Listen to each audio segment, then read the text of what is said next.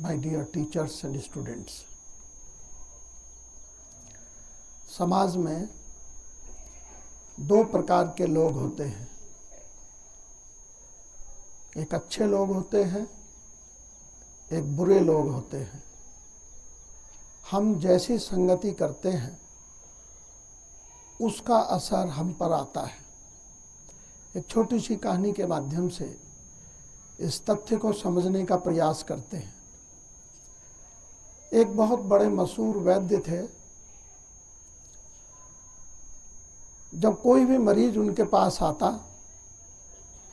तो वे दवाई देने के साथ साथ उसको जीवन जीने की कुछ शिक्षाएं भी दिया करते थे।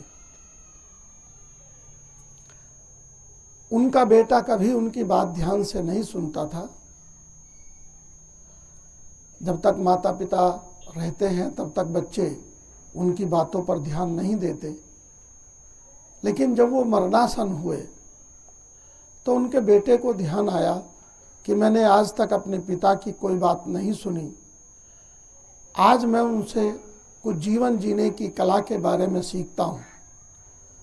वो अपने पिता के पास गया, उन वैद्य जी के पास गया और बोला कि आज मुझे भी कुछ आप अपनी अच्छी शिक्षाएं दीजिए।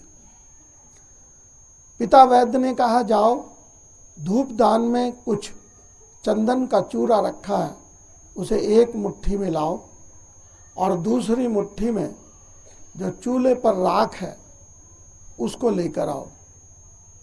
बेटा गया, धूपदान से एक मुट्ठी में उसने चंदन का चूरा लिया और दूसरी मुट्ठी में उसने चूल्हे की राख को लिया। लेकर पिता के पास आया। पिता ने कहा, जाओ उसको फेंक दो। वह गया, उसने फेंक दिया। पिता ने कहा, अब क्या है तुम्हारी मुट्ठी में? उसने कहा, कुछ नहीं है।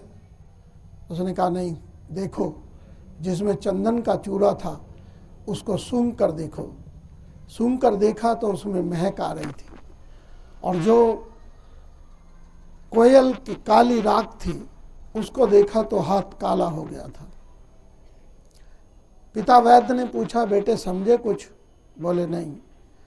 बेटे, अगर ऐसे लोगों के साथ संगति करोगे जो चंदन के समान हैं तो उनके अंदर फूटने वाली महक से तुम्हारे अंदर भी महक आने लगेगी और वो तब तक भी रहेगी जब वो तुम्हारे साथ छोड़ देंगे, चले जाएंगे। और एक ऐसे लोग होते हैं जो कोयले कालिक की तरह होते हैं और उनकी जो कालिक है वो तब तक भी रहती है जब वो तुम्हारे साथ को छोड़ भी देते हैं।